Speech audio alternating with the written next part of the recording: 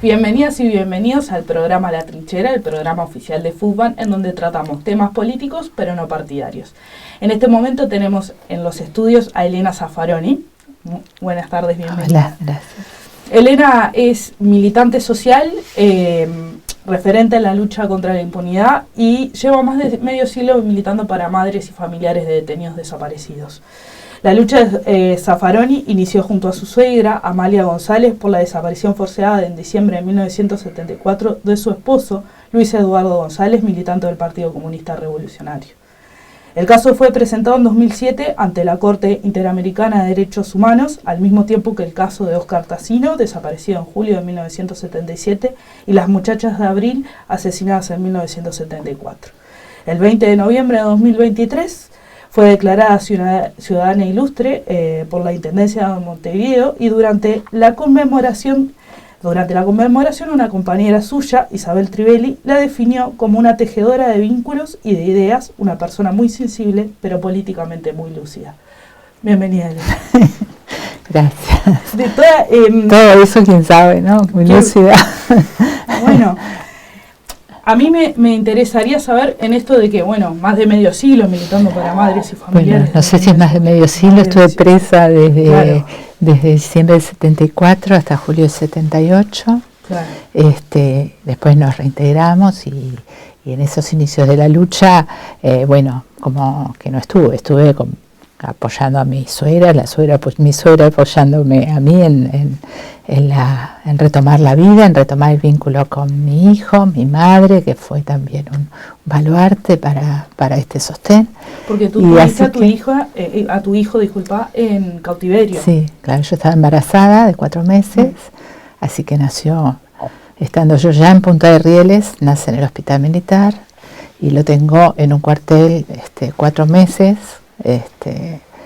Y ahí estoy con las mismas compañeras que caí en ese cuartel del kilómetro 14. Pasamos un tiempo, esos meses, todas maternando con él, yo aprendiendo con mis compañeras y con él. Y y luego lo tuvo mi madre, lo cuidó mi madre hasta que salí. ¿Tu familia representó un apoyo o tuviste algún inconveniente en cuanto a tu militancia? No. Tuve un súper apoyo de todos lados, de mi familia, de la familia de Chiqui, que no nos conocíamos mucho, con toda la familia, de los amigos, muchos que no estaban para nada, o estaban en las antípodas tal vez de nuestra militancia, y nos dieron igual muchísimo cariño, soporte a mi hijo, a mi madre, a toda la familia. La verdad que fuimos muy privilegiados en el apoyo que tuvimos de todo el entorno, que no era un entorno especialmente, o sea, el mío de militancia sí, pero el de mi familia no era especialmente en estas posiciones, había variadas, pero sin lugar a dudas me acompañaron y me ayudaron. Bien, en una entrevista para Claxo, tú sostuviste que en esos momentos, generacionalmente, más en el 68 hasta el 70, como que había una efervescencia de militancia, ¿no? Y siempre como que quienes sufrieron algún tipo de consecuencia con respecto al terrorismo de Estado lo establecen como un diferencial al actual. A mí me gustaría consultarte, en esta efervescencia militante, ¿qué fue lo que te cautivó a militar? Y en retrospectiva de todas las consecuencias que tuviste en esta militancia, ¿qué firmezas mantenés y qué cosas hubieses hecho de otra manera? Bueno, no sé, creo que nada hubiera hecho de otra manera, porque en el sentido de que no puedo mirarme yo en esa época con lo que soy yo hoy, que tengo 75 años. Lo mismo que me parece que no es posible comparar las motivaciones de las juventudes de aquella época con las de esta época, con las actuales, porque yo siento hoy a una juventud muy comprometida, que la atraviesan otras temáticas que a nosotros no las teníamos en cuenta, no nos atravesaban ni desde la diversidad sexual o el feminismo, el ambientalismo y mismo la militancia política no partidaria en aquellos años la política no partidaria no tenía tanto espacio, ¿no?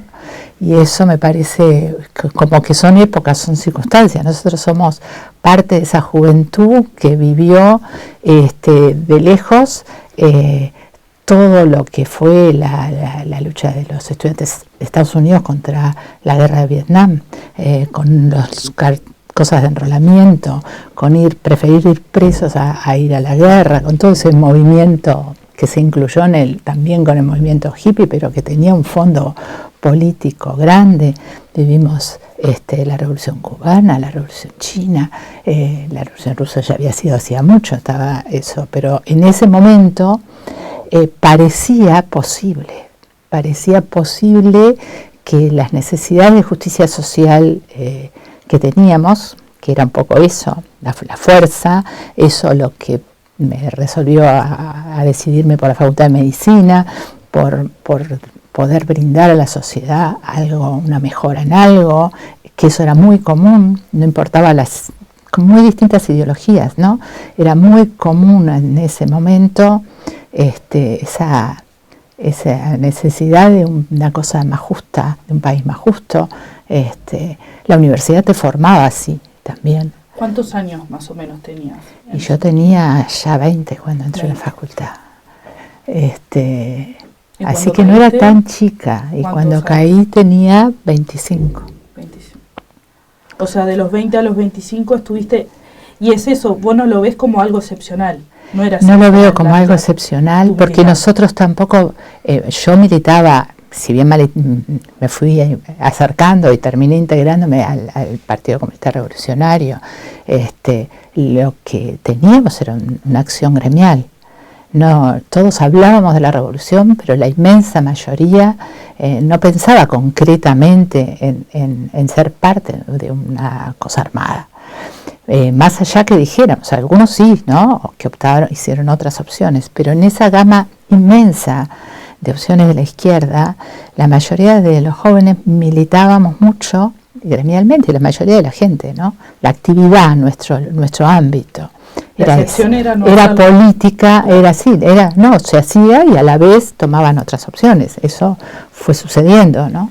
El MLN comenzó también en todas esas épocas y tenía una inmensa adhesión de la juventud porque era un movimiento como que muy justiciero, ¿no?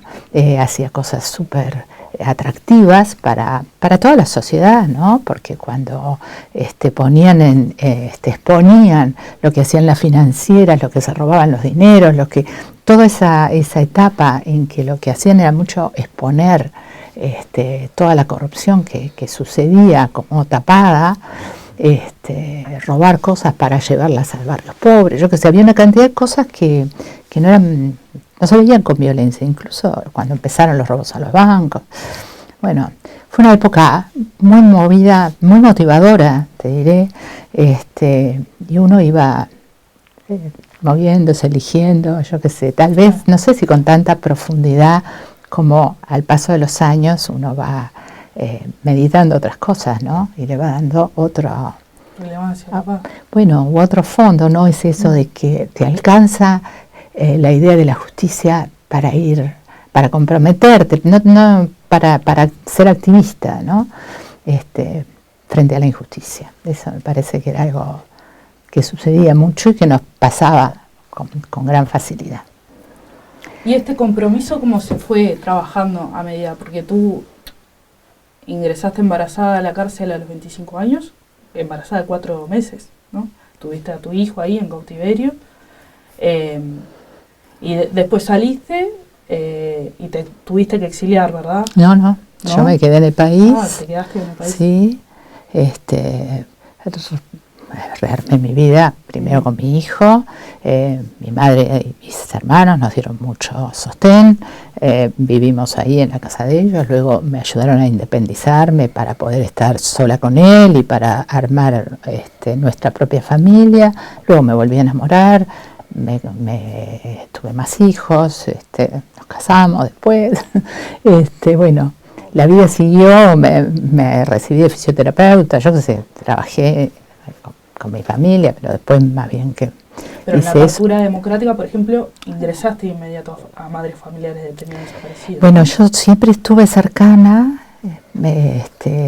ingresé, siempre estaba ahí, no sé, estábamos ahí, acompañé a mi suegra, porque el primer, viste que Madres y Familiares se forma como con 3 vertientes, unas que estaban en el exilio, madres que tuvieron exilio, familiares que se exiliaron cuando toda la dictadura en el exilio, otros que tuvieron sus hijos desaparecidos en la Argentina en el año 76, que en realidad fueron tal vez el sector que primero se organizó, y las familias que sus familiares estuvieron detenidos acá en territorio uruguayo, como es el caso nuestro, que se organizó después del 76, se organizó más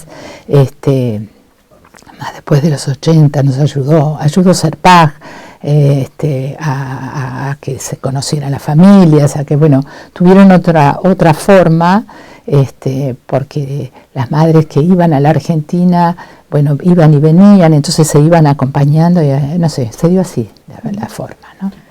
Y yo entonces yo desde que salgo, estoy cercana a mi suegra, por supuesto, lo más cercana posible, y siempre con este tema que teníamos obturado. Apenas viene la democracia, también teníamos todo pronto para hacer las denuncias, y las hicimos. La denuncia de nuestro caso fue de los primeros, no te digo que fuera el primero, pero fue de los primeros, porque la mayoría de los desaparecidos no tenían testigos, y en el caso nuestro yo estuve con él todo el tiempo, sabía dónde estuve, o sea, teníamos un montón de... El ejército había emitido un comunicado, por lo que habían que se había fugado, pero teníamos un testigo que era yo misma, claro. A lo largo de todos esos días, y muchos compañeros que algunos lo escucharon, otros no, pero que aportaron lo que pudieron, que fuimos parte de todo ese grupo, éramos 40 de detención. Entonces fue de las primeras denuncias, llegué a pasar a declarar y todo al juez, pero con la ley de caducidad se frena todo, y con la ley de caducidad se frena también toda la posibilidad de la búsqueda. Las familias los buscaban vivos. Ese fue un primer golpe para las madres. Eso mismo te iba a consultar, porque, por ejemplo, ¿tú siempre supiste que Eduardo era un detenido desaparecido? O, no, por ejemplo, no hablábamos del desaparecido. No hablaban del desaparecido. Pero yo siempre dije, lo mataron. Lo mataron. Cuando dejé de verlo en el cuartel, lo mataron. Cuando hacen toda esa, cuando me entero, porque nosotros estábamos primero incomunicados en ese momento, ¿no? Pero cuando paso a juez y mi madre logra verme y me entero, no sabía yo cómo hacerles llegar que tenían que buscarlo, que no estaba con nosotros, que nosotros yo ya no lo veía en el cuartel, no lo veía como, me usaron mucho para presionarlo a él. Entonces no me llevaron más, entonces yo dije, lo mataron, y de ahí en más tuve esa convicción. Pregunté en todos los cuarteles por donde pasé, a todos los oficiales que tenía adelante, hice todas las circulares habidas y por haber en los cuarteles en todos lados preguntando por él, y todo reafirmó, aunque no me decían nada, reafirmaba el tema de que lo mataron, ¿no? Y afuera mi suegra, como todas las madres, como tal vez me hubiera pasado, también me pasó cuando salí, ¿no? Sabían todo esto racionalmente, pero una esperanza oculta ahí, porque también perversamente les decían, se fue del país, se fue no sé qué, y uno quiere agarrarse a la vida, ¿no? Así que fue un tiempo ese, también cuando salí de que yo quería que mi suegra entendiera esto, y yo entendí que no, iba entendiendo que no tenía sentido, que no importaba si estaba vivo o no estaba vivo, lo teníamos que buscar igual, ¿no? Estábamos las dos unidas en eso, y toda la familia, por suerte, y bueno, está. Entonces, al 85, al obturarse, al 86 con la ley de caducidad, Bueno, los caminos son más lentos, todo esto que vemos ahora tan maravilloso de las marchas, de la gente que apoya todo aquello con la ley. Cuando salimos, se salió por el interior por el voto verde. Era un miedo enorme el que había en el país, ¿no? La gente cerraba las ventanas, en los actos no iban. La lucha por el voto verde abrió un camino muy grande. A medida que ha pasado el tiempo, ¿no? Y tu militancia también dentro de familiares detenidos desaparecidos, has observado cambios entonces en la sociedad. Totalmente, sí. ¿Cuál es, por ejemplo, porque por ejemplo las reivindicaciones de familiares dentro de todo siempre se basan en 3 elementos: la memoria, la verdad y la justicia? ¿Y el dónde están? Y el dónde están. Y ahora ellos saben dónde están. Y ahora tenemos ese es un cambio. ¿Por qué? Me parece que aunque nosotros fuimos entendiendo la desaparición forzada, es tan compleja, tiene tantas aristas que siempre te está sorprendiendo. Te parecía que una vez que encontrabas el cuerpo se podían despejar más cosas, y no es así, ¿no? Y no es así. Lo oculto es mucho más. Es toda la operativa. Entonces fuimos entendiendo ya hace muchos años, digamos, en este proceso, que era fundamental desarmar la operativa de la verdad, lo que sucedió, cómo fue, cómo los investigaron, por qué los eligieron. Cuando llegamos a la conclusión de que fueron seleccionados para ser desaparecidos, o sea, no sé si para detener, no sé si previamente a la detención, pienso que algunos tal vez, pero una vez detenidos, a muchos presas los mataron o los indujeron a la muerte o fraguaron un suicidio, y entregaron los cuerpos. ¿Por qué? Con cada uno de ellos, siendo tan pocos, o sea, no son 30.000, ¿no? Tenemos ahora una lista de 197. Por años tuvimos una lista más corta porque todo eso, el miedo y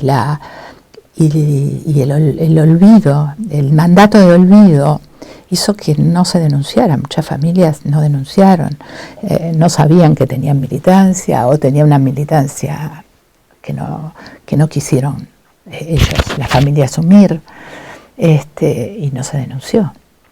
Bueno, tenemos el caso también del último hallazgo del batallón 14, ¿no? Que no se ha identificado todavía los restos, ¿no? Bueno, tampoco uníamos el Plan Cóndor.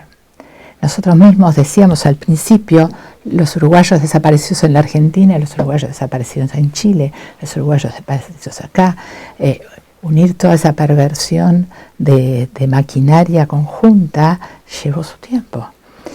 Sobre todo al estar obturada la justicia. O sea, la falta de justicia fue un camino que nos cortó la verdad, totalmente. Y que nos sigue costando todavía, aunque hemos dado un salto gigantesco, recomponerla, ¿no?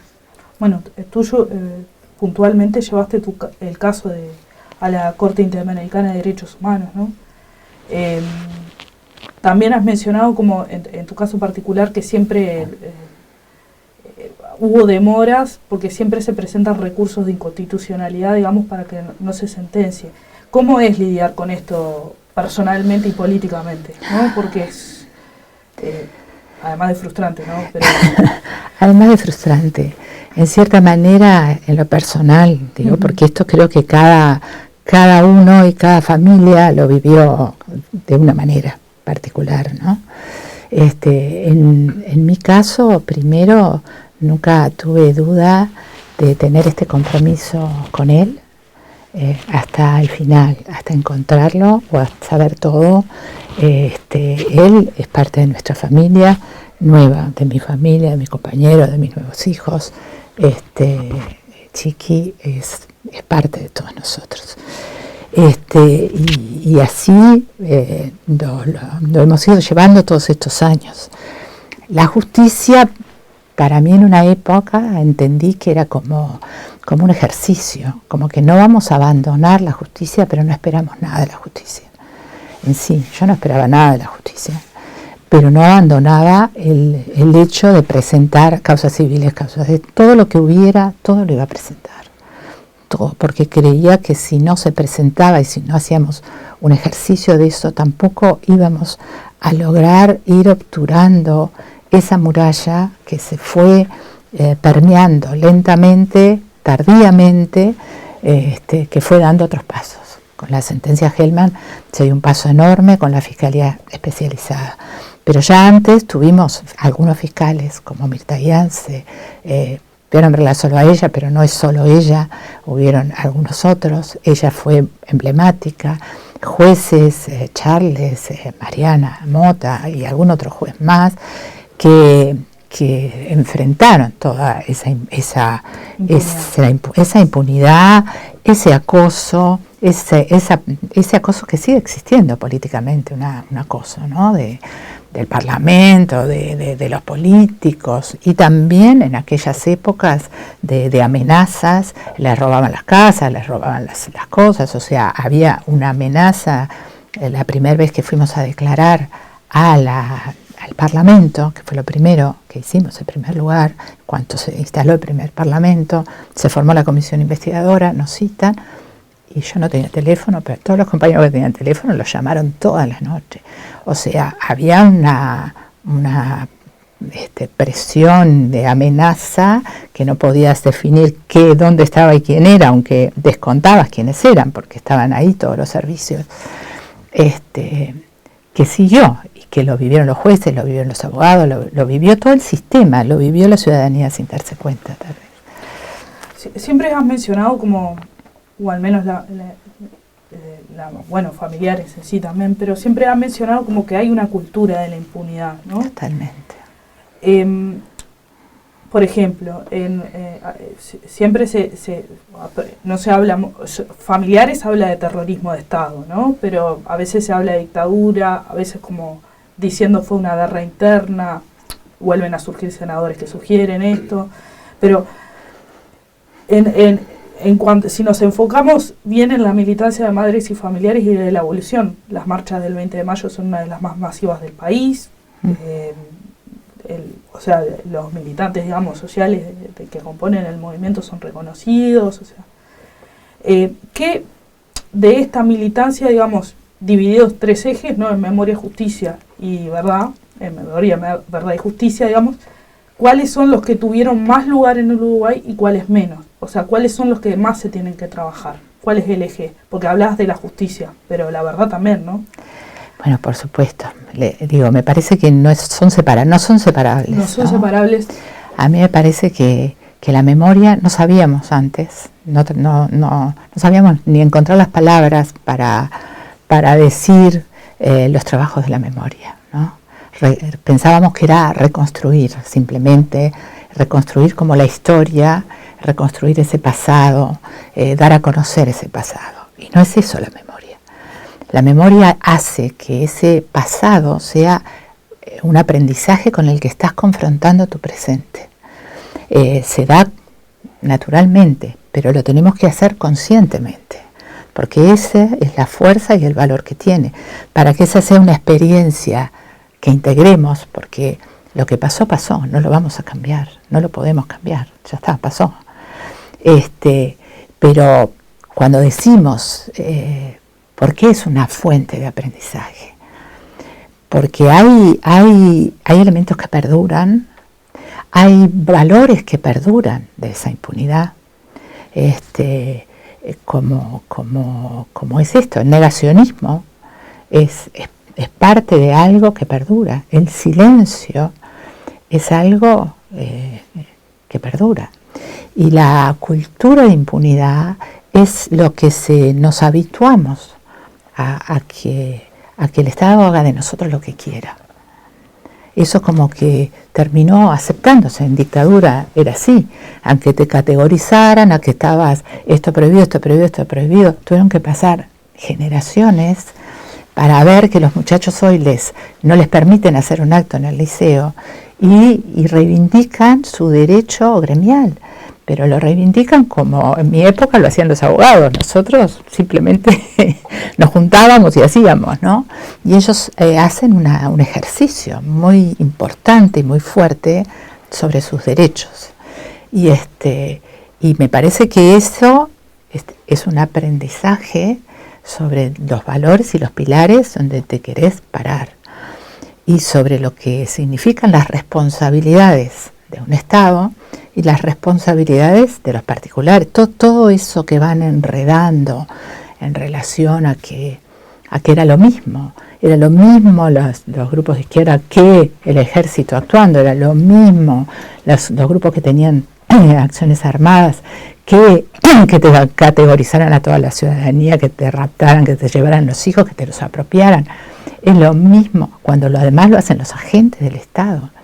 Y hoy los agentes del Estado, ¿qué hacen? Esto nos permite tener una mirada sobre el presente. Los agentes del Estado no pueden ejercer esa violencia sobre la población.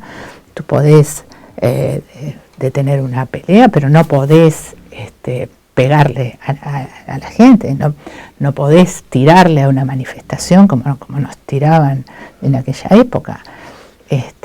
Hay ciertas cosas que tenemos que hacer más conciencia, ¿no? Del papel que se cumplen y de las cosas que tenemos que cuidar en cuanto al ejercicio del derecho de una ciudadanía libre, que es lo que más nos cuesta, y que esa cultura de impunidad nos acostumbró a que no haya justicia, a que todo sea oscuro, a que las cosas de hoy, como decimos nosotros siempre, tratados que hacen los políticos con el puerto, con esto, con aquello, todo oscuro, nada te enterás, nada es claro, nada. Todo es parte de esta cultura de impunidad, al que decís, bueno, ya está, te acostumbras a que eso ya está. O sea, la cultura de la impunidad es una forma del ejercicio del poder. Es del ejercicio y de algo que se derrama en todas las cosas, que no se circunscribe. Bien. Una vez que comienza a actuar esa impunidad, como fue la impunidad de los hechos estos tremendos, ¿no? Eso se derrama en todo. Se abre una barrera que es una barrera protectora de la ciudadanía, se abre, se pierde. Entonces, si vos decís, da igual los delitos de la dictadura, no tocar a las Fuerzas Armadas en cuanto a reformularlas, cambiarlas o eliminarlas, como digo siempre yo, porque no les veo ningún sentido, pero bueno, es fundamental después de una dictadura que cumplieron durante 12 años por lo menos, y los años anteriores ya infiltrados con estas ideas, cumplieron un papel que no es el papel que debe tener una sociedad democrática, en ese sentido. Bien, pero la sociedad uruguaya, como último y a conclusión, ¿la sociedad uruguaya tiene memoria? Bueno, yo creo que hay un ejercicio de la memoria que se va comprendiendo, que se va desarrollando, que se va aplicando, porque es para aplicar a todos los ámbitos donde estás, porque no es la memoria solamente del terrorismo de Estado, que es la que nosotros trabajamos. Siempre, antes hubo algo, antes de tener acá este estudio, antes de tener FUCMAN, hubo alguien que quiso. Empezó con las viviendas, hizo una cantidad de trabajos, de acciones, de cooperativas, de lo que sea, que es una historia que te explica a ti lo que tenés, los desafíos que tuvieron, la continuidad, las cosas que se hicieron mal para mejorar, pero no es que empezás de hoy, de yo, y no soy yo solo, somos una comunidad. Y esa comunidad, el ejercicio de la memoria en todos los ámbitos, es una fortaleza inmensa, es una historia de aprendizaje gigante. Esta también. Bueno, Elena, te agradezco muchísimo esta porción de historia que nos has dado. Ay, no. Y bueno, nos encontramos en el próximo programa de La Trinchera y muchas gracias por acompañarnos hasta acá.